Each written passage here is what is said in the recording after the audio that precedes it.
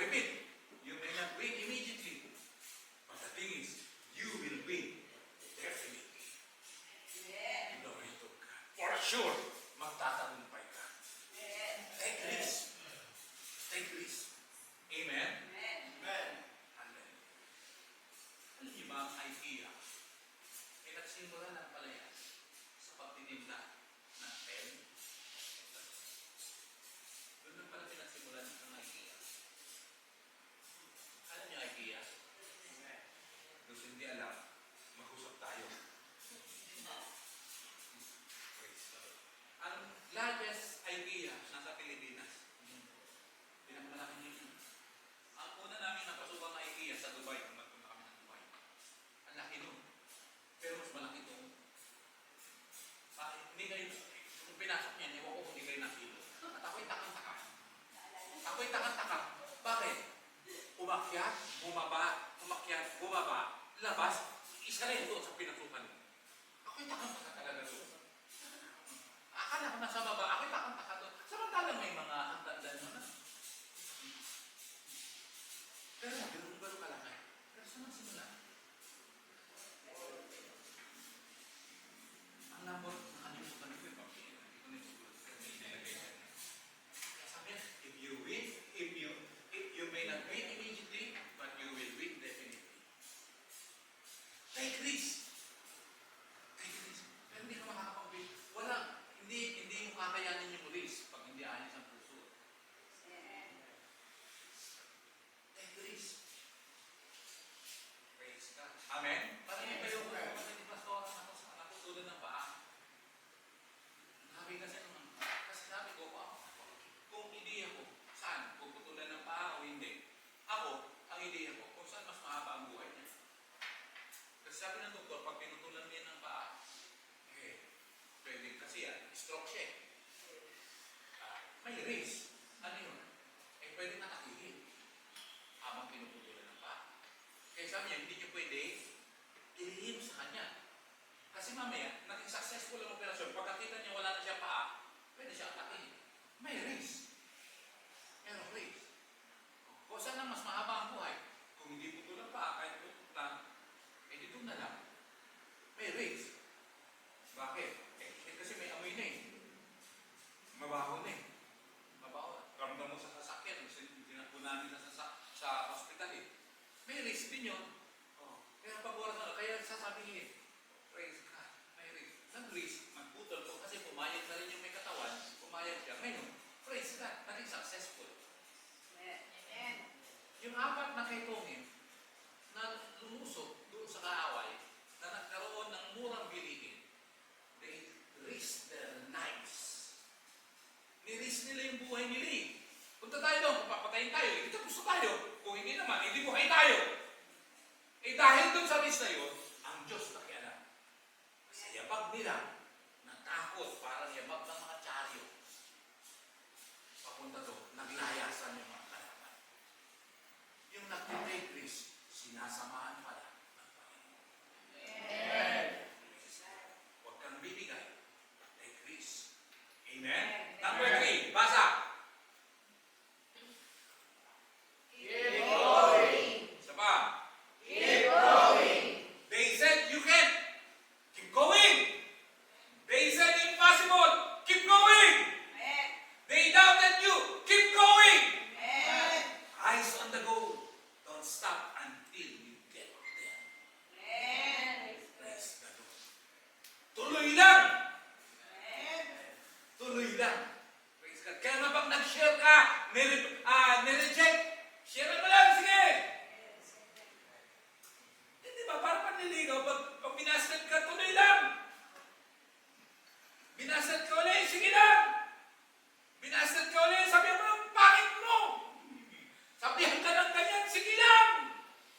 Hanggang sa siya'y sumagot. Kailan mo ako titigilan? Pag sinagot mo na. Sige, sinasagot kita. Ayoko sa'yo. Tuloy lang. Tuloy lang. Praise the Lord. Amen? Amen. Lastly, number 4. 1, 2, 3, go. Embrace failure. Huwag matakot. Failure is not the opposite of success. I repeat, failure is not the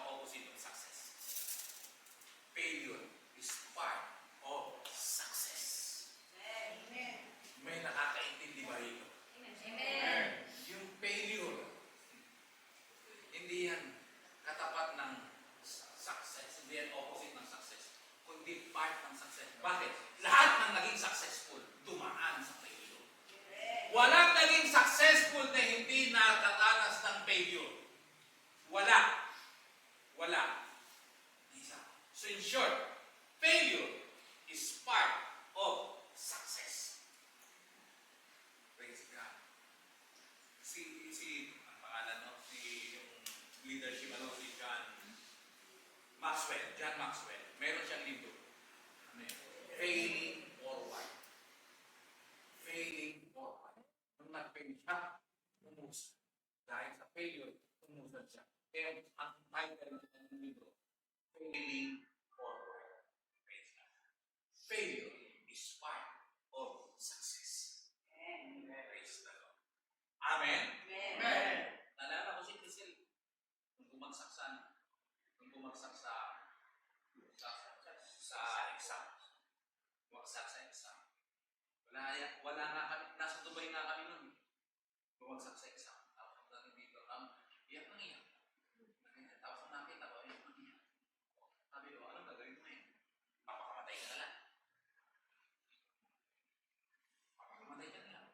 Hindi na mo siya nalagay. Iyak na iyak. Oh, hindi mo naman mag-exam ulit yan. Bakit? Naiyak ka dahil bumagsak ka. Hindi mo makakaya. Patunayan mo sa susunod. Mag-exam ka ulit. Patawahan ka. Nag-exam. Pasado. May pasado na siya ngayon. Makalimutan na tayo. Si Lord. Kasi failure is part of your success. Dahil doon, matututo kayo. Praise the Lord. Amen? Kaya nga, di ba? No pain, no gain? Amen? Hallelujah. Sana, matutunan natin to. Paano natin to matututunan? Kung meron tayong mabuting puso. Naalala nyo, sabi ko yung 5, yung knowing Jesus more deeply. Kung saan, nagsimula ka sa makasalanan, tapos naging believer ka, naging church member ka, tapos naging disciple ka, tapos naging worker ka, tapos naging sa highest level, anak. Hindi madadating yung level ng son. Kung di ayos ang puso. Kasi yun ang pagkakatiwalaan ng Panginoon.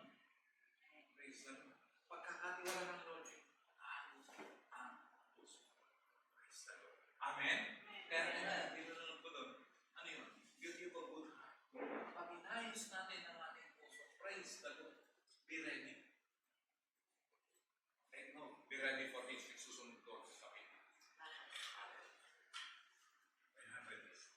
Numbers have a lot of meaning in the Bible. Halimbawa 3. On the third day, he rose again. Si Jonah, on the third day, nakawala sa isda. Third day, yung numbers, may mga meaning yan. Pero this time, not 3. Anong tinignan natin? Yung 40. In the Bible, it rains 40 days and 40 nights. But then, day 41 came and rain stopped. Ano yun? 40? 40. Number 40. Mulan sa Bible, 40 days, 40 nights. Alala nyo yun? Kay Noah. Praise God. Di ba gumawa ng araw ko si Moses? Amen? Amen. Si Moses ang gumawa ng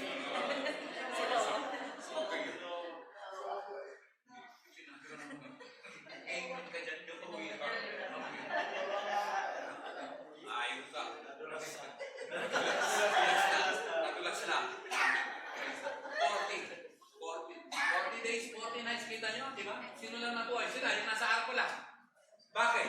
Hindi tama yung makinig yung mga tao. Hindi pinaniwalaan. Ulan.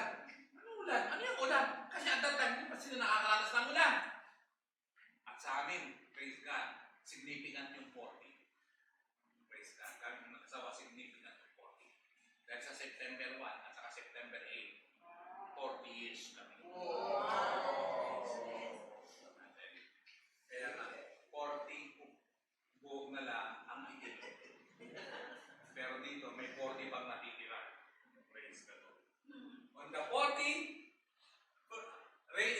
on the 41. Praise God. Moses committed murder and then hid in the desert for 40 years. Nagtago siya for 40 years. Year 41 came and God called him to rescue Israel. Umihira. On the 41st year, tinawag siya. Bakit? May layunin, may purpose. Ano yun? I-rescue ang Israel yung lahat. Wow! Moses went up to the mountains for 40 days. On day 41, he received the 10 commandments. Wow! Praise the Lord. What else? The Israelites wandered in the wilderness. Nabasa niyo na ba yan? For 40 years. Nag-wander sila. Saan? Sa wilderness. Oh. Year 41, they walked into the promised land. Ang bihira. 40 years sa wilderness. Pero on the 41st year, promised land. Wow. Glory to God. What else? Goliath taunted Israel for 40 days. Nabasa niyo ba yun? Araw-araw yan. Hinahamak ang Israel for 40 days. Day 41 came and David defeated him. On the 41st, tinalo ni David, sino? Si Goliath. Wow, glory to the living God. Jonah preached a message of repentance to Nineveh for 40 days. On day 41, God stopped his plan to destroy them. So may limitation din.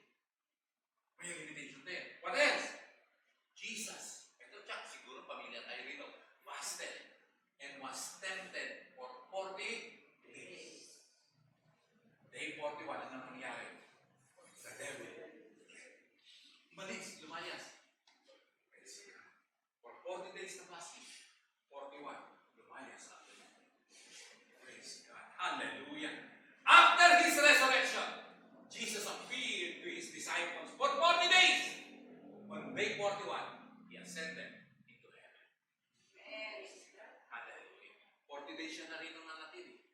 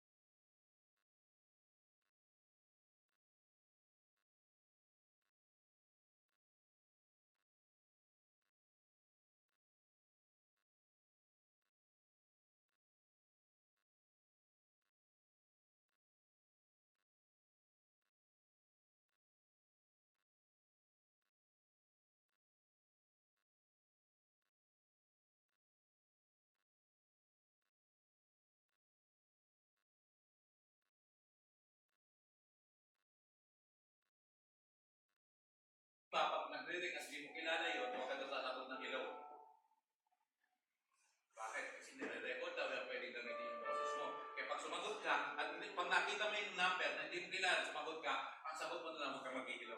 Pe? Huwag ka mag nakita nung nag-ring yung phone niya, ayan o, ang nakalagay, my life.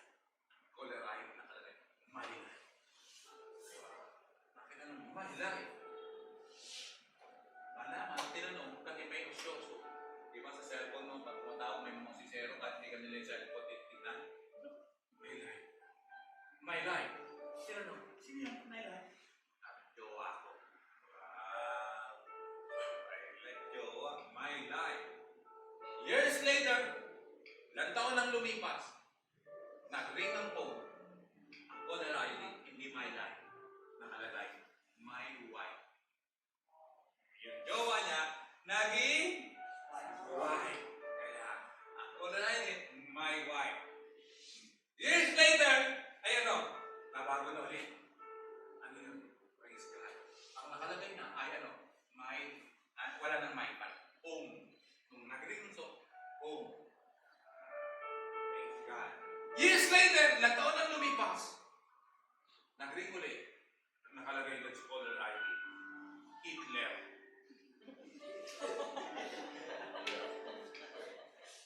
Naributat mo na sa my life, my wife, home, and Hitler. Nazi. Ah, Nazi.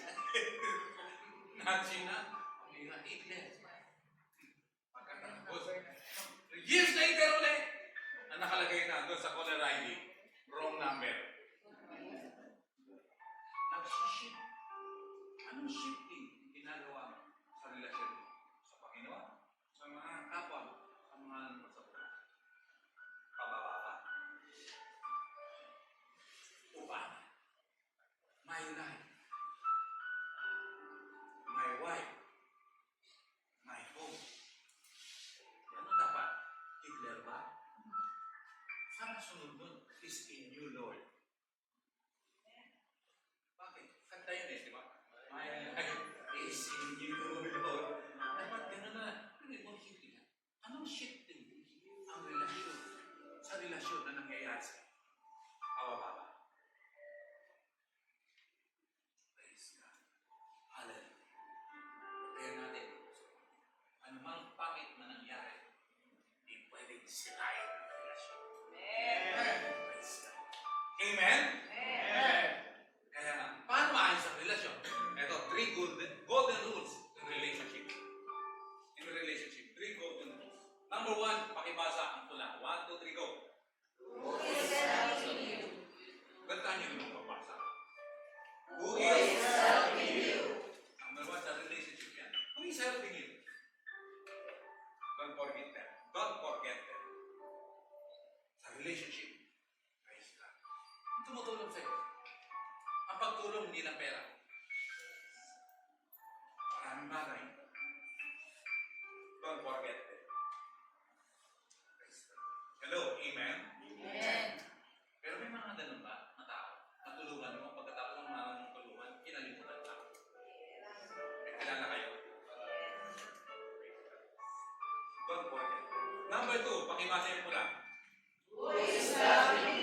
Don't hate them. Sino ang pamahal sa'yo?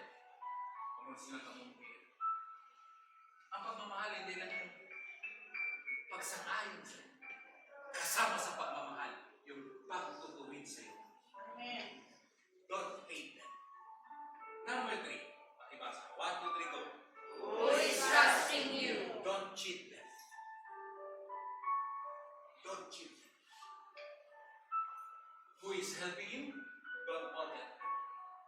Huwag ka nilimutan. Sino makakamaulong sa'yo? Huwag ka nilimutan. Sino nga bahal sa'yo? Huwag mo silang namumuhin. Sino nagtiwala sa'yo? Huwag mo silang dadayaan. Pagpapahalaga yan ng relasyon. Hello? Amen? Praise the Lord. Kaya, it's so important.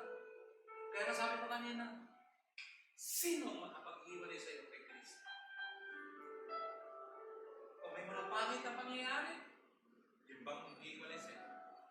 O yun lalo ang magpapalapit Amen? Very important to achieve, in order to become fruitful. Important things to achieve in order to become fruitful. Yeah, number one, commitment. Without commitment, you cannot start. Number two, consistency. Without consistency, you cannot continue. But not just commitment and consistent. Hindi lang commitment at saka consistency ang hinahanap ng Panginoon. Kasi without consistency, you cannot continue. Number three, improvement or growth. There will be no fruit without improvement or growth. Kaya nga, hindi ka lang committed. O committed ka, mababasa. Pero consistent ka dapat. Sa devotion mo, consistent ka dapat. Pero hindi ka lang consistent. Kasi pag hindi ka naging consistent, hindi ka makakapagpatuloy. Pero pag naging consistent ka, dapat may bunga. Nag-i-improve. Kaya there will be no fruit without improvement or growth. Ang isang bagay na ginagawa mo ay dapat may bunga ito sa'yo. Consistency is not hard. Getting better is hard. I repeat, consistency is not hard. Praise God. Sa totoo lang, madaling magpasa araw-araw. Ako'y nagtataka lang doon sa iba, bakit nahihirapan? Sa chapter nga lang, ang dali na. Pwede kang magbasa araw-araw, consistent. Pero yung binabasa mo, naiintindihan mo, hindi ganun kadali. Getting better is hard. Every day, there's improvement. Every day, there's growth. There's no guarantee that tomorrow could ever be better if I will not still growing and developing in myself.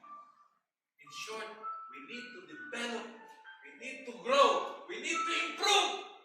Yung ginagawa mo araw-araw dapat ay nagbibigay sa iyo yan ng improvement. Maliwanag ba? Sana yung napapakinggan natin. Ulitin ko. Kasi, pag-groupings, ganda ng sabi. Kaya pagdating ng Lunes, iba naman, wala naman ginawa. Itigil natin yan before it's too late. Praise God. Ang pagbabago ang mahalaga. Praise God. Amen ba? Ang mahalaga. At ang pagbabago, pabuti. Sinabi mo, wala na akong bisyo. Praise God. Hindi na ako naninigarilyo. Praise the Lord. Faith na lang. Hindi tama yun. Mas consume. Mas consume. Mas maraming namamatay dyan. Hindi na ako umiinom. Praise God. Hallelujah. Ng konti. No. Ang pagbabago, yung improvement, dapat paayos. Amen? Amen. Sabihin mo to sa katabi mo. Sabihin mo, hindi ka tamad. Tingnan mo yung katabi mo. Sabihin mo sa kanya, mata sa mata, hindi ka tamad. Masipag ka lang magpahinga ka.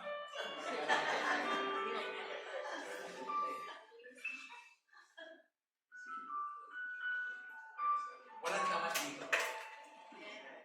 Masipag lang magpahinga. Amen ba? Amen. Hindi ka tamad, Chloe. Masipag ka lang magpahinga. Pag-isipan natin. Amen. Since Commander, pag-isipan mo to. Dalawang Bible character at dito ako magtatapos. Dalawang Bible character. Sino? Si Job. Sino si Job? A man who loses everything. Alam niyo yung kwento ni Job, di ba? He loses everything. Nawala mga anak, nawala mga ari-arian. Natira lang asawa. Number 2, Solomon. A man who gains everything.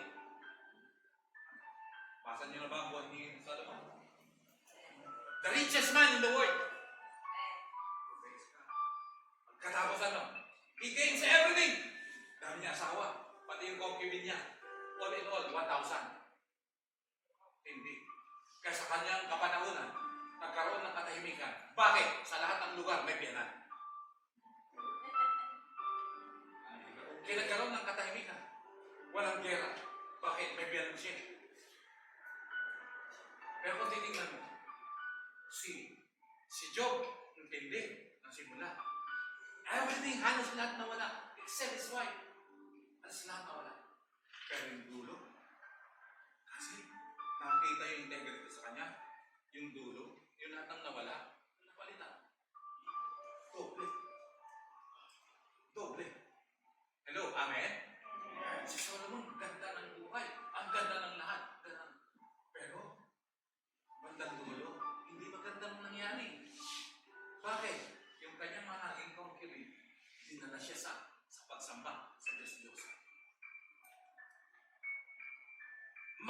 simula. Ang mahirap, tinutulo.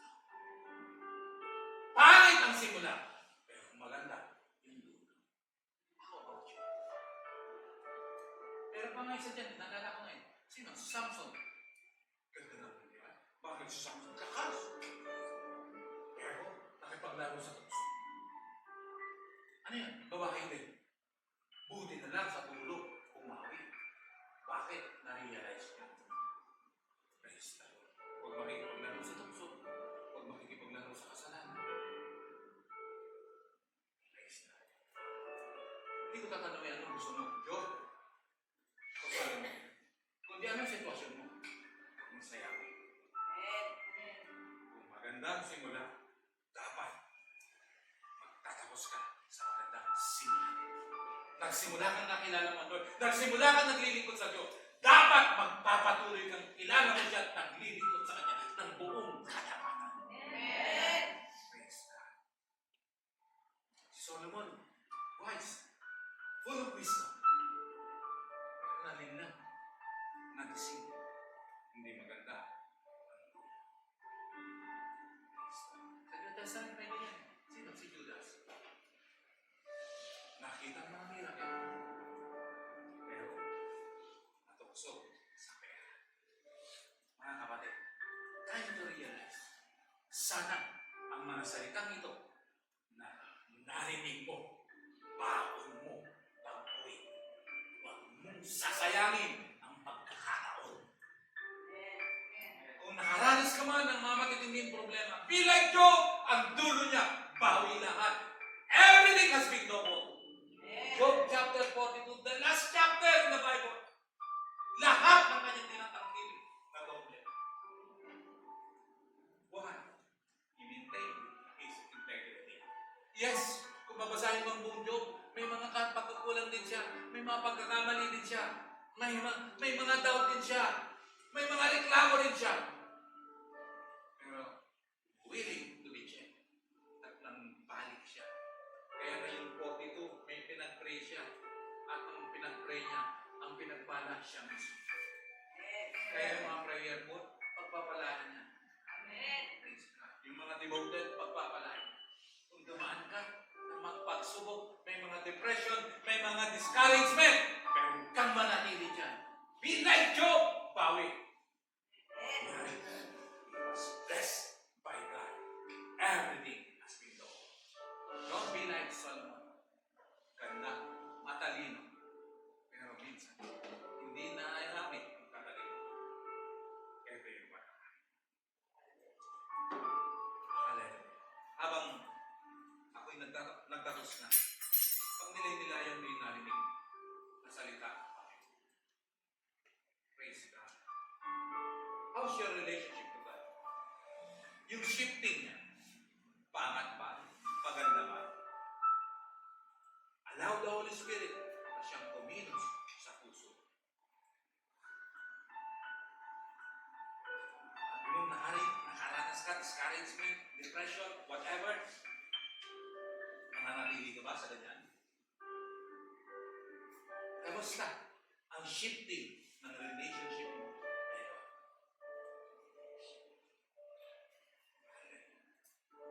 Kamusta ang tanggap mo sa mga salita ng Diyos na naririnig? Mahal mo ba si Lord? Mahal mo ba ang church? May ginagawa ka ba para sa kanya? How's the vision? How's the condition of your heart?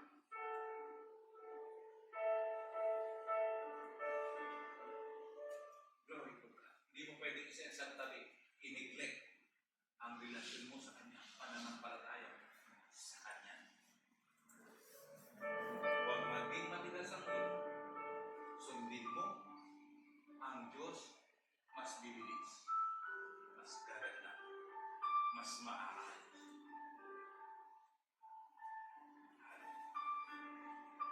Glory to God. Holy Spirit, ikaw ang siyang pumili. Ikaw ang siyang pumili. Pakilala ka namin, Panginoon, ng lulusan. Lumalim ang pagkakilala. Kung may mga pagsubok dinaanan sa buhay, hindi mananatili doon, Panginoon. Baba mo. Susunod sa iyo.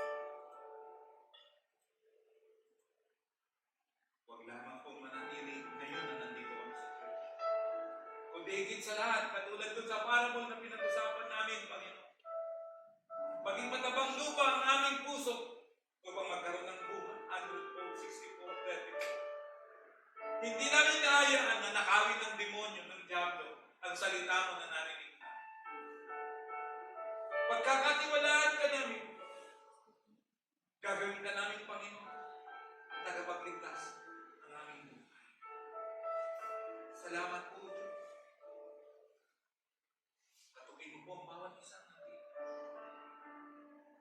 You know the conditions of their heart, Lord.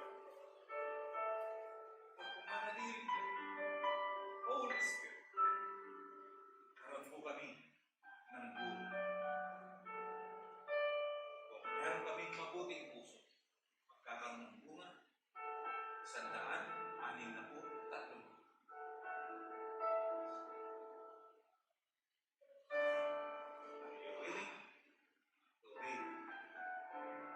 Willing to surrender everything.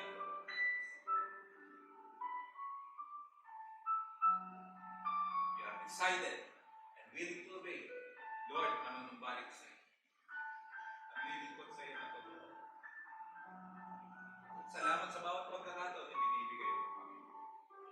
Kung yan, ang desisyon mo, hindi ganun.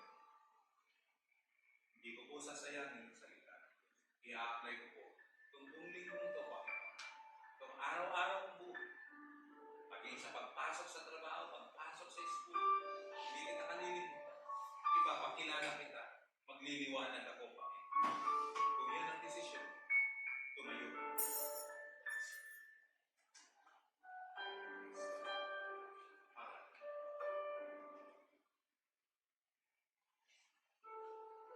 Wala bang nagdidesisyon ng gano'n?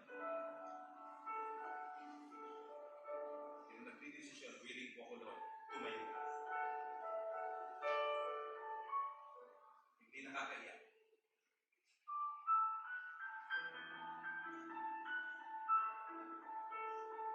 In short, wala bang nagdidesisyon na tumanggap doon sa salita na aking ipinahayag kayo?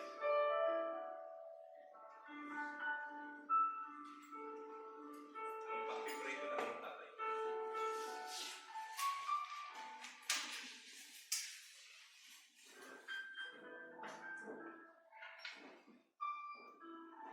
Gawin mo ito ng buong puso.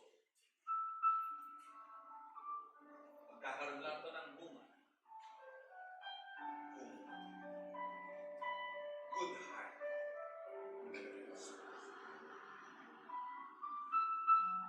Hindi napilitan, kundi kilos ng banal na Espiritu.